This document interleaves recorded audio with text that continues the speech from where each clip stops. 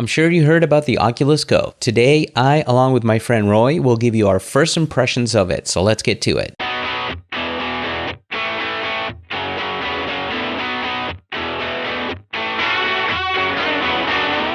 You are listening to the How to Create VR podcast, weekly conversations with VR professional creators, designers, and producers. Hello and welcome to another episode of the How to Create VR podcast, where I speak with professional creators, designers, developers, and producers who work on VR, AR, and MR projects. I'm your host, Marcelo Lewin, founder of howtocreatevr.com, your go-to resource for learning how to create VR, AR, and MR experiences. Today's podcast is going to be a bit different. It's not really an interview, but just a chat about the new Oculus Go standalone VR headset. I've asked my friend Roy Kachur from NBC Universal to join me in the podcast, as he just got one as well, and I thought it would be fun to have multiple opinions from different folks on this new Oculus Go. Roy, welcome to the podcast. Thanks for having me, Marcelo. So it's your first time here, hopefully not your last. We'll do many more, but you just picked up the Oculus Go, and so did I. I did. On day one, the Best Buy I went to didn't even know they were selling it, so I had to tell them. And they went in the back and found one for me.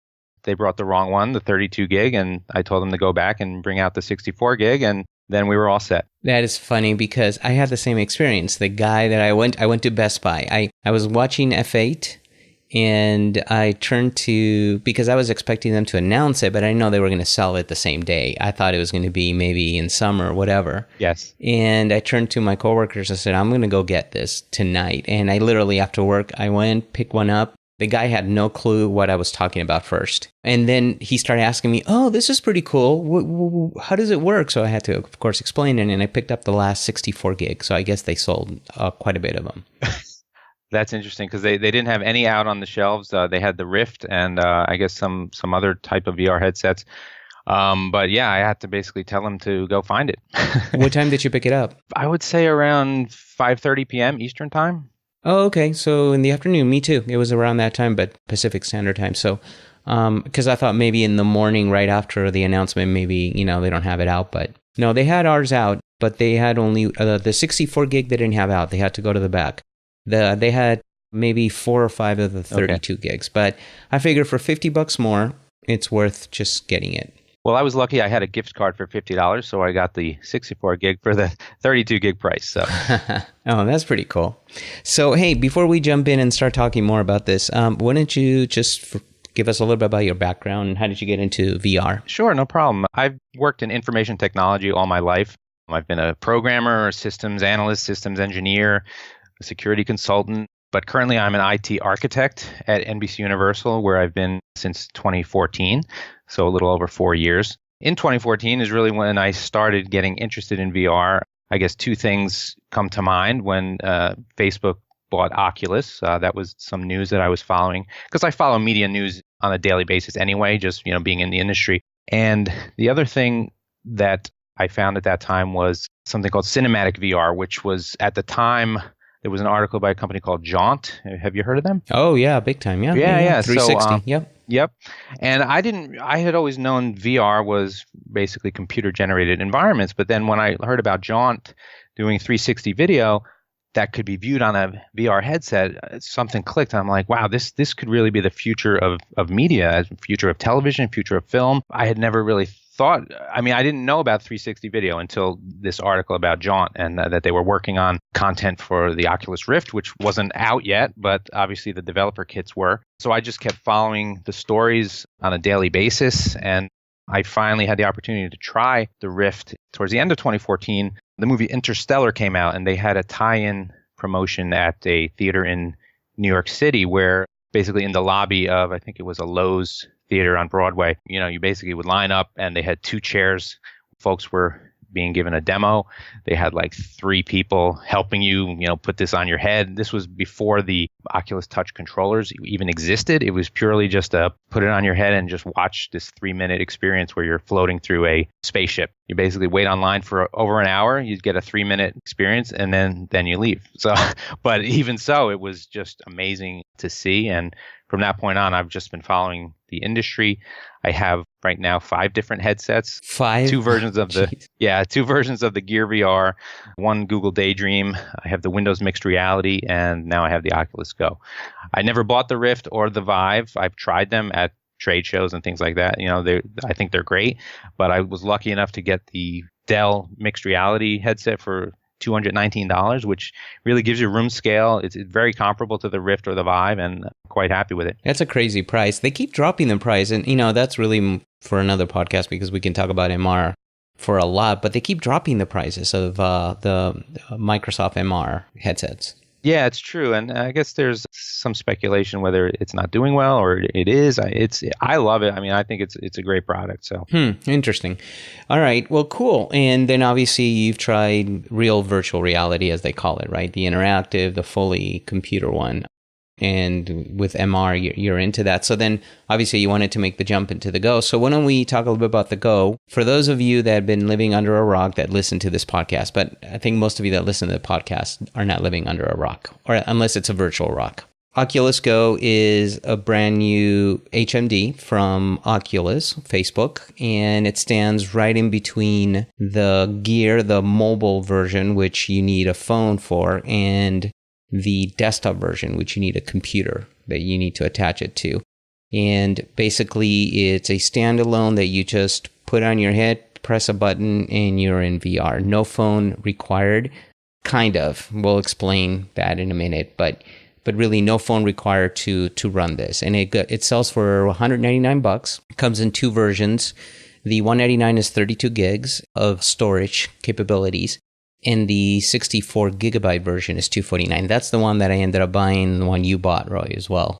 So that's really the overview. Also, the big difference between it and, let's say, a Rift or a Vive or even an MR from Microsoft is that it's 3 degrees of freedom versus 6 degrees of freedom. That's going to be the big difference between, going full-blown desktop in this one. But beyond that, did I miss anything? Anything you want to add to that? No, I think, we could get into it, things as far as the performance and the quality of the screen and things like that. But in general, that was pretty much it. So let's start with the setup. Give me your thought on the setup. You went through that whole setup process. What did you think of it? Yeah, it was quite easy. Since I already had the Gear VR at home, I already had a bunch of apps that I had either purchased or downloaded for free as part of the smartphone app. So I basically, you do have to connect it with a smartphone to get the whole process going. So I logged in with my existing Oculus ID and quickly paired it with the new headset. And once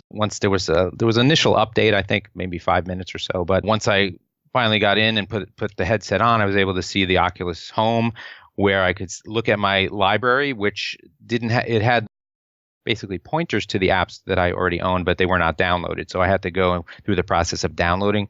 That took up to an hour to get them all downloaded. I think I had over like 30. But in general, it looks almost the same as the Gear VR, with the exception of, I would say, the field of view is bigger. It's much wider and clearer, and it's just performance-wise much better to navigate. So because I don't have a Samsung Gear, so I went directly to this. Your Gear apps all appeared there. Their names were there, but they were not downloaded. So well, no, I understand. But they're you can download them and use them. So a lot of the stuff you bought previously is compatible with the Go. Yes, and with a few exceptions. Right. The majority worked, some did not. Oh, that's really cool. Okay, I didn't know that, because for me, I didn't have any apps. I think it comes with like 3 or 4 apps pre-installed. They're pointers, like you said. They're pointers, and you have to download them. So I downloaded some of them. I was really impressed from the setup point of view. I was really impressed with the fact that, when you take it out of the box, there's a little piece of paper inside of the HMD that says download the app. So I downloaded the app, installed it.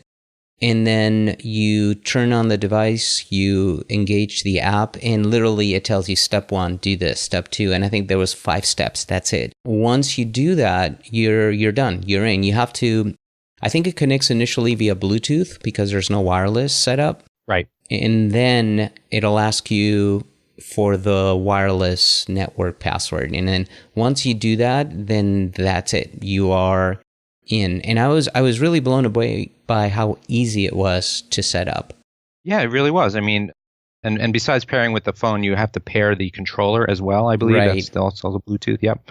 But yeah, within 10 minutes, you're good to go. Right. And then they recommended that you charge it up, because I don't believe it came fully charged. I don't remember now, but I believe it wasn't fully charged. So I did let it charge up. That's correct. And battery life, I would say, could use some improvement. I think it was initially set. I think when I first turned it on, there was about 30% battery. So I did a fully charge as well as you did. But after I used it, I think within 2 hours, it was almost down to zero. So within 2 hours, yeah. And that's what they did say, that within a couple hours, I think it'll last a couple hours. I didn't try. Do you know how long it takes to recharge? Because I recharged it when I was at 50%, and it took a little bit over an hour. I didn't really keep track of that. Okay, yeah. So I'm assuming it's going to be another, at least a couple more hours for charging the full setup. So, and like you said, it only lasts a couple hours. So on a long flight, you're probably gonna, unless you take one of those portable batteries. That would work. Yep. Yeah, because you do have the micro USB. Yes. Yeah, you can plug in there and then just plug it into your battery. And although I heard somewhere in a podcast they said they don't recommend doing that, or Facebook doesn't recommend doing that, but people tried it and it works, where you can just plug it in and let it charge while you're using it. Okay, I have not tried that, but yeah, it's kind of a short cable, so you'd want to be close to whatever outlet. But yeah, I probably wouldn't do that. Right. Well, you can buy a much longer cable too at Amazon for cheap and just do that too. Once you were done with the setup, what were your initial impressions of it? Well, like I said, the field of view, I think, was much better than the Gear or the Daydream for that matter, which I have both. And clarity was tremendous. It was better than any smartphone-based headset that I have tried. I would say it's even better than the Windows Mixed Reality headset, which I have. I haven't used the Rift or the Vive in a while, so I can't really say how it compares. I'd be curious your thoughts on that. Yeah, well, number one, I thought it was very, very clear. And at one point, I thought it seemed a little clearer than the Rift.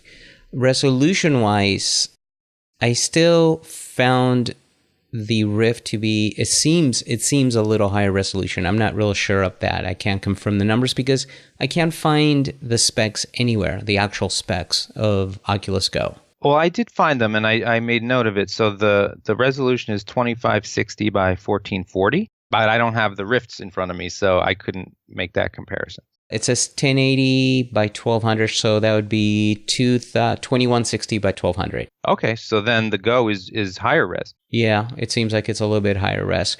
Now, one thing that may have thrown me out a bit was that there's no IPD control. I don't know why they did that, and I know that helps me a little bit on getting a clearer picture, feeling like it's clear on the Rift. I still thought it was very clear, definitely very bright. And actually, I realized that the way it comes set up, I think it comes to the brightness set up somewhere in the middle as opposed to full brightness. So you can change that in settings and make it really bright. Of course, your battery is probably going to die quicker. Oh, that's good to know. I didn't touch the brightness because it seemed just right for me. So yeah, if you go into settings and look at brightness, you'll be able to make it much brighter. And I was like, wow, that's pretty crisp. Yeah, it looked really, really good. The field of view on my part, it seemed, and again, I don't know, do you have the specs on the field of view there? For the Rift, it's 110 degrees. No, that I couldn't find anywhere online. Yeah, so. I didn't think they have that either. It seemed a little smaller. I'm not real sure what it is. It would be nice to be able to get confirmation that, but the field of view seemed a little smaller, like noticeable enough for me to go like, oh, I mean, it looks good still, but it's like, it looks like there's something here. The refresh rate, I know it's 60 hertz and depends on, some games can implement 72. I didn't notice any. But does that compare to the Rift as well? Well, the Rift is 90. 90, okay. Yeah, they're all 90. So, but maybe I didn't try the right game, but so far I haven't experienced any motion sickness and haven't really noticed any issues with the way things move and look. So I was fine with it. Yeah, same here. I mean, I tried a mix of 360 video, some games, and I had no issues whatsoever. Now, what about the controller? What did you think of the controller? The controller is very similar to the one for the Gear VR. It's a little bulkier and it actually has a better feel. And, the trigger is a lot nicer to work with. The Daydream also has a controller, but again, I would say the Oculus Go has the best of the three of those. From my point of view, because I came from the Rift only, which has both motion controllers. Yes. This is my first time using that. So that's the part that probably took me a little bit longer to get used to. The fact that I can't grab stuff. I always want to grab stuff and I can't. It's basically a pointer. That's really what this controller is. And that's the big difference between 3 degrees of freedom, which for those of you that don't know, it's like a drone. You can yaw, you can pitch, and you can roll, but your head only, and that's it. So it's head tracking, basically. There's no motion tracking of your body. Right. And I think as long as people are aware of that and maybe they can set their expectations. So for me, I started, the first headsets that I purchased were the 3 degrees of freedom. So I had the Gear, I had the Daydream. It was only after I was already using those that I moved on to the larger 6 degree of freedom ones in the Windows mixed reality. So I'm kind of comfortable with, the purpose of each. And I would say the Go or any of the other mobile ones are great for, sitting in a chair and just, watching some media, playing some basic games. You're not going to be doing full room scale stuff, and that's fine. It's about expectations, I think. I agree. And that's the thing is, the first thing I did was I was standing up because I'm used to standing up with the Rift, but then I realized, for any of this, I don't have to stand up. I can just sit down and be comfortable and just enjoy these experiences because you're not really moving.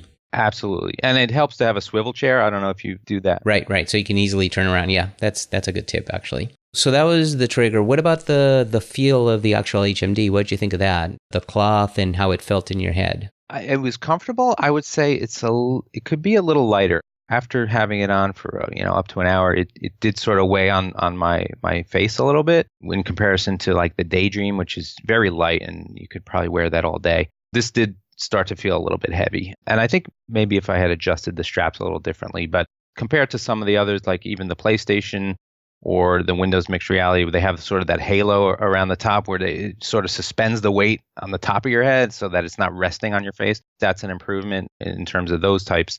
But overall, I think it was just a minor issue. Yeah, it's definitely lighter than the Rift and especially the Vive. So again, coming from that, to me, I thought that was really nice. I felt very comfortable with it. It didn't bother me. I like the color of the cloth, the whole color thing that they came out with, this grayish. I think it's kind of neat. I like it better than the black. I don't know. Yeah, I agree with it. I definitely gray is better. So from that perspective, I think they hit a home run on the comfort level. One thing I don't like, and I don't know if you've experienced that, but do you wear glasses? I do, but I don't wear them in the headset. I don't really need them, so I found that I have to wear them in the Go and not in the Rift because I wear reading glasses only, but I need them because otherwise I'm blind. I can't read anything. Okay. And on the Rift, I don't need it. But on the Go, I have to because otherwise it's blurry stuff. It's just not in focus. That's interesting. So is that because on the Rift you can adjust the focus, or can you make adjustments? Well, you can make the IPD, so you can adjust that. And I know that I can move it up in very small incremental movements up or down and get in full focus on the Rift, where I couldn't find that sweet spot on the Go. So that's what I've experienced. I know other people haven't experienced that. So it could be just my eyes being really messed up. I don't know. So did you end up using the glasses with the spacer? Is that what you ended up doing? No, I actually put it without the spacer, yeah. Okay. Yeah, right, I just put it in and it was fine. It was fine and everything was in focus. So that seemed to work. And then once I was in there, I thought the home experience was actually pretty cool. It's very comparable to the Rift. I would like for them to make it look as close as possible to the Rift dashboard and home, so that way it would be easy to go back and forth between the full Rift and Go, but it's still a beautiful experience. I think the UI, they did a great job on the whole home, where you can actually pick any background you want. And one thing I liked a lot was when you go to a store and you pick an actual app that you want to look at, it changes your 360-degree environment to a preview of that app. Oh, yes. I think I noticed that briefly. Yep. Yeah, not all the apps do that, but some of them do that. And that's kind of a nice feature because it does give you a preview of the world that you're about to buy. Yeah, absolutely. Yeah, which I really enjoy. What did you think of the dashboard and everything else? You said it was pretty close to the Gear. The Gear, yeah. I would say it's almost identical. So I guess the Gear, the Rift, and the Go are pretty much use the same interface, or as far as the look and feel. So yeah, it's great. I kept the default home environment. I thought about changing to one of the other options.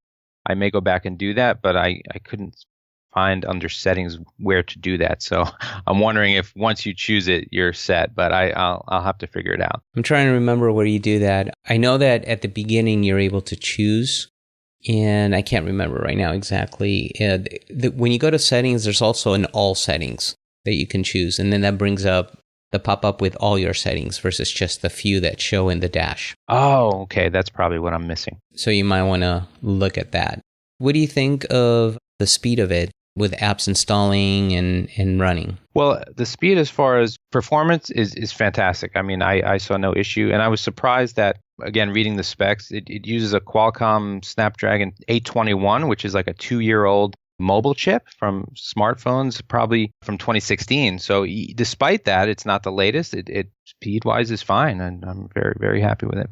The only drawback that I saw was installing apps sometimes, depending on the size of the app, it takes a while. Like I installed Apollo 11 today, and it downloaded it all, and then it said installing, and it must have been at least 3 minutes or more before it was done. So I don't know if you experienced that yet. A couple of minutes. It didn't seem unusually long in my mind. Maybe I'm just impatient. You want to get into VR as fast as possible. I just want it done. Yeah, first world problem. Okay, yeah. Yeah, so one of the things that I've tried, I don't know if you got to try the Facebook Live. Did you connect it to Facebook? I did, but I have not tried the Live yet. It's on my to-do list. So under sharing, there's a couple of things that I highly recommend anybody to do. Under sharing, you're able to, number one, record. So you can actually press record, and you'll see a little red dot in your environment. It doesn't matter where you look, that red dot will be persistent there. And that's telling you that, hey, whatever you're doing right now here, it's being recorded. So you can actually record yourself playing a game or an experience. And then it puts it in the gallery. And then you can actually just play it back.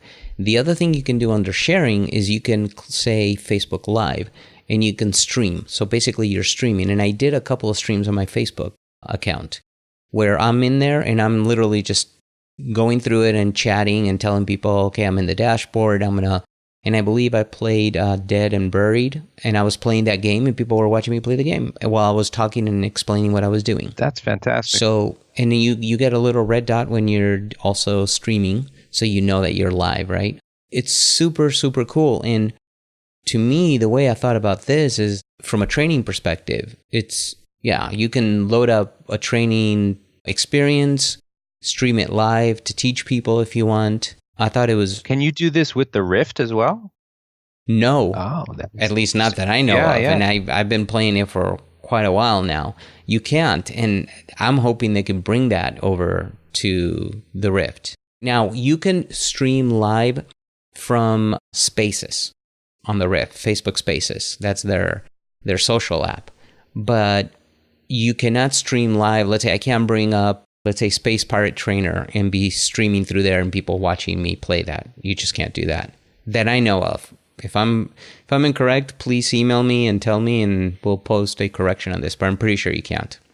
So what is it used for a microphone? There is a mic built into the Go? There's a mic built into the Go, exactly. Okay, so I didn't know that. Yeah, and I believe I'm looking at the Go here. If you look at your Go, look at the bottom of the Go, you'll see a little dot there. That's your microphone. I'm looking at the Go here, and to me, this is going to end up being a communication device in VR. I mean, I can't wait for the day that they release an update where I can call you in VR. And what I mean by calling you is like you get a phone number, whatever it is, and I can just say, call Roy, and you put it on, and I put it on, and we're both in VR together.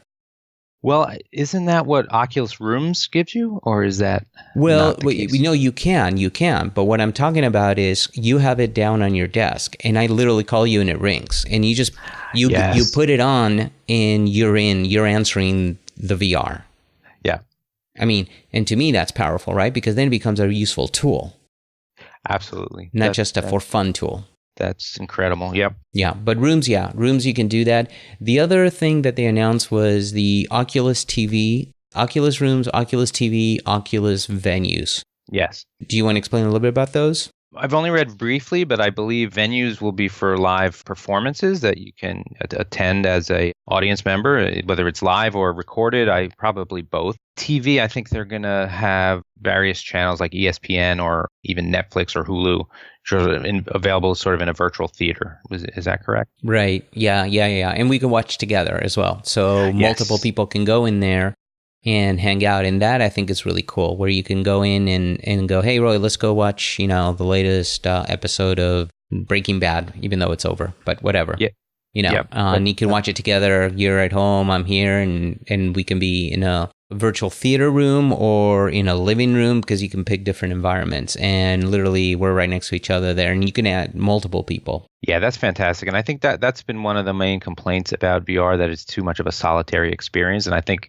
this really solves that problem. And I think as more people learn about this feature, I think it's going to bring more people on board. Yeah, Facebook and Oculus, they're pushing that hard. The media, the multimedia features of this, the social features of it, because really, if you think about it, what made mobile devices take off is really the social aspects of it, right?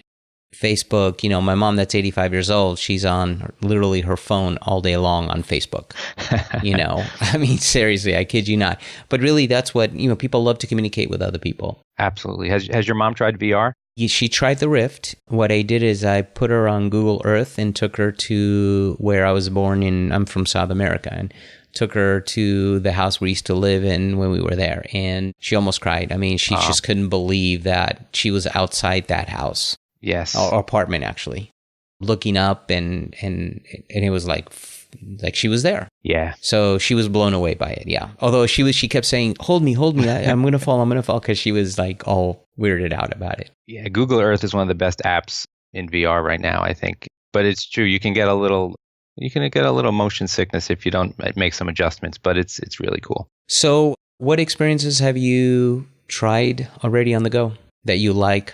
Yeah, so I've done a mix of 360 video. So I first pulled down a lot of the old apps that I had before, such as just the general stuff like Hulu, Netflix, which is really just you're looking at a flat screen in VR, but they work fine. I had a few games. Do you find those pretty clear? Because I haven't tried Netflix yet, but do you find that it's clear enough to actually watch a movie? Yeah, absolutely. I mean, it appears to be, high definition in your headset. So I wouldn't want to watch a 2-hour movie like that, but the quality is fine, But a 30-minute show, you would? Yeah, I would do a 30-minute show. So the typical 360 video from, media like, the New York Times, CNN, some of the sports apps worked great.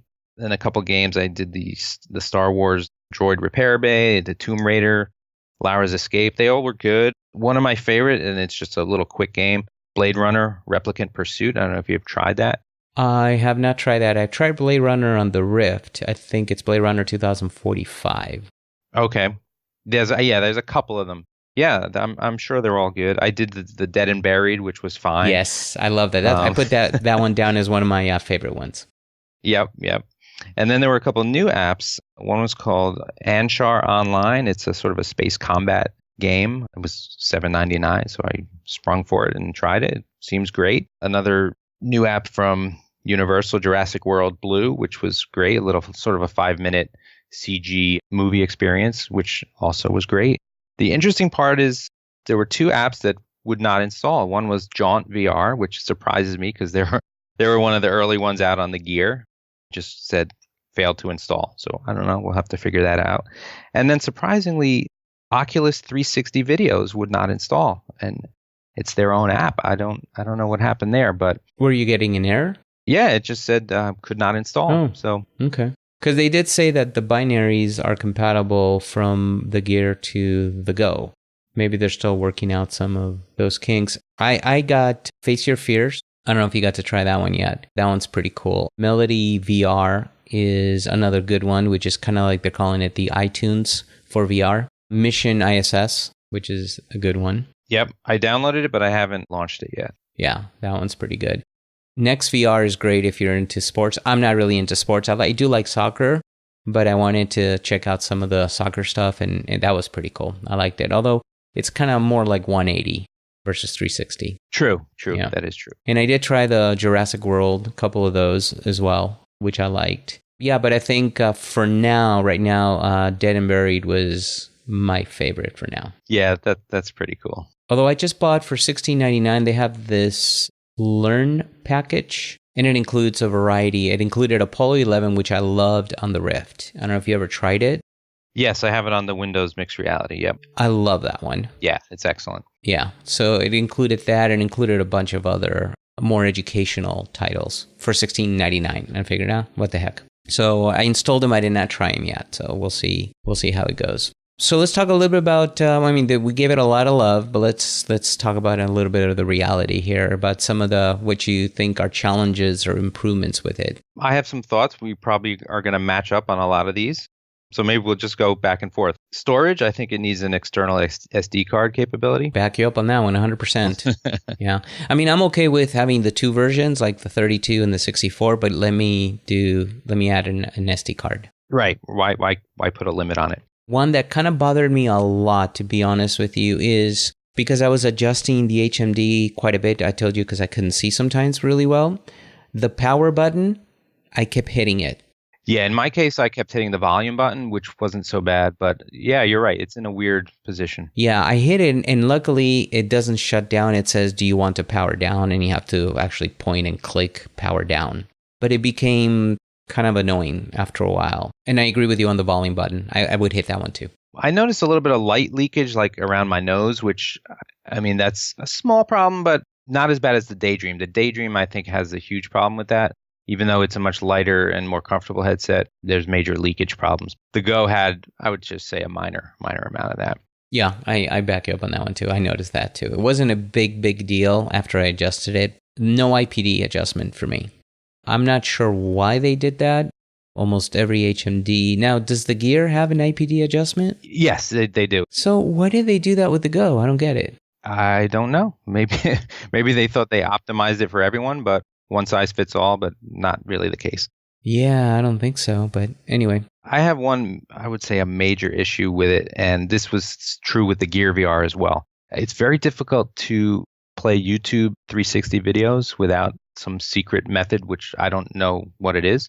And I think it's understandable because Google probably did not arrange a partnership, or they don't want to allow their YouTube VR app to run on the Oculus product because they want you to get the Daydream or upcoming the Lenovo Mirage Solo. I think there are hacks to get YouTube VR working properly, but I couldn't do it. I haven't tried it on the Go yet. I've had the same issue with the Rift.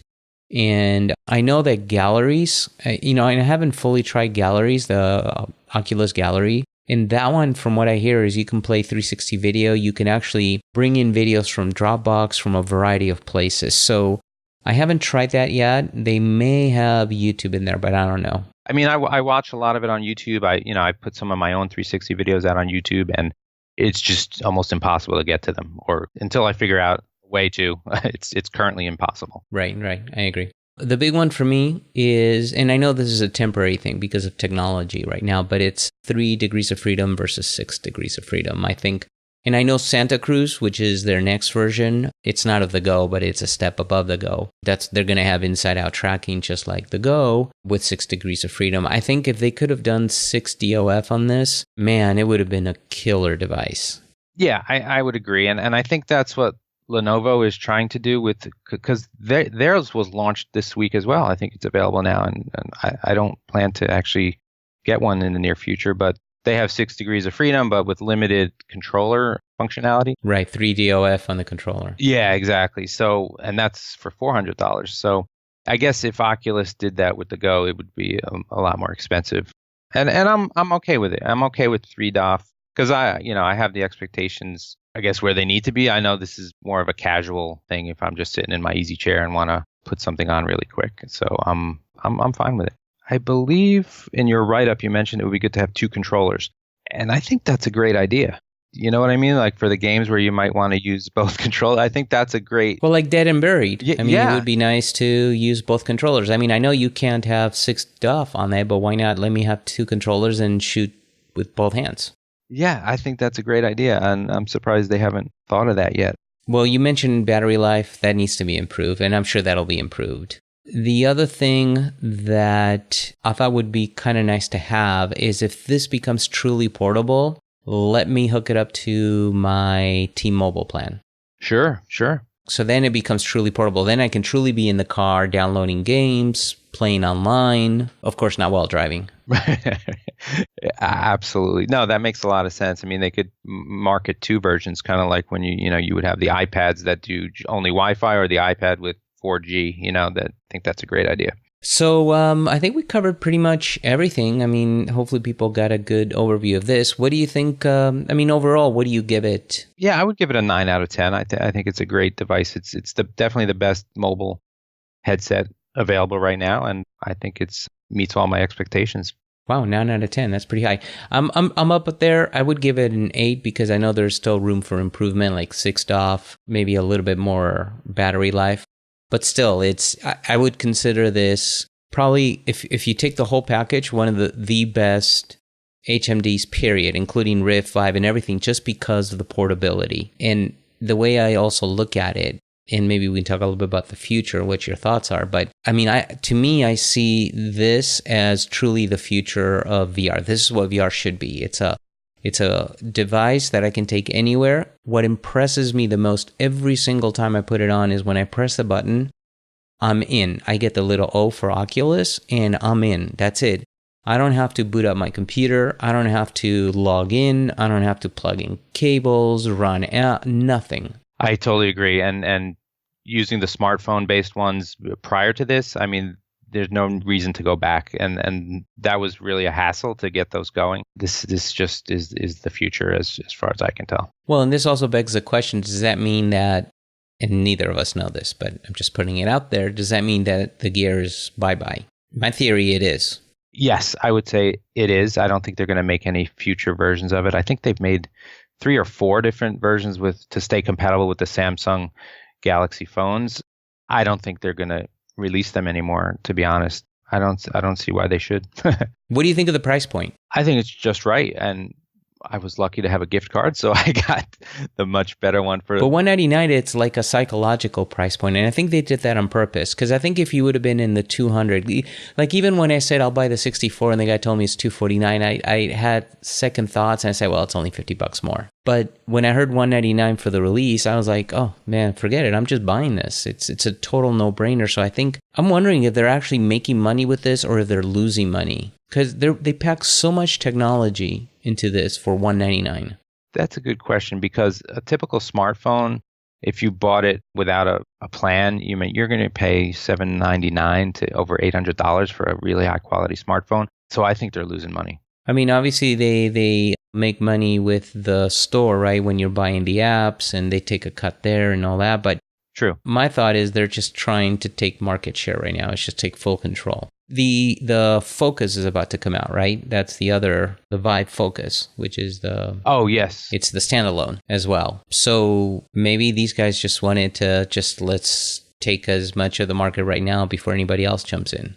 Yeah, I have to refresh my memory on the Vive Focus. Is that going to be comparable to the Lenovo that's coming out, or is it more like the Santa Cruz? No, it's more like the Go. It'll be more like the Go. And I believe, I'm not sure, it may be 6 DOF. I don't remember, but definitely on the tracker it's 3 DOF.